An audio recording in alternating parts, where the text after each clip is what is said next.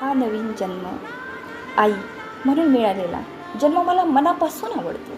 पूर्वी कोण काय म्हणेल, कोणाला काय आवडेल, कोणाला काय वाटतं आहे, आपण कसे दिसतो, लोक काय विचार करतील आपल्याबद्दल, या गोष्टी खूप महत्त्वाच्या वाटायच्या. पण आई झाल्यापासून त्या साऱ्या गोष्टी आपोआप मागे पडल्यात. कारण आता मनातली सगळी जागा एका छोट्या जीवाने घेतली आहे. तिचं छोटासा हसू दिवस सुंदर करून जातं. तिचा हलकासा तापसुद्धा पूर्ण रात्री जागून जातं. ती शांत झोपली की मन शांत होते आणि ती रडली की आत काहीतरी तुटल्यासारखं वाटतं.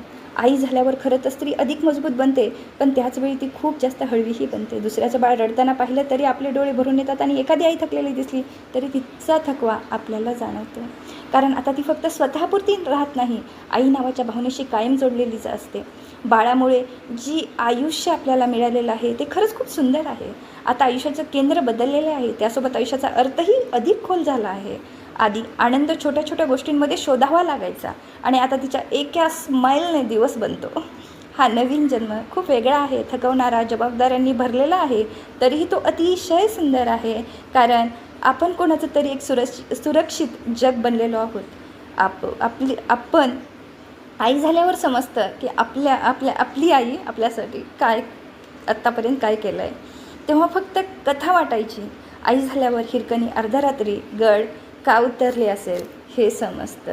खरं आहे ना मैत्रिणींनो? Okay, thank you.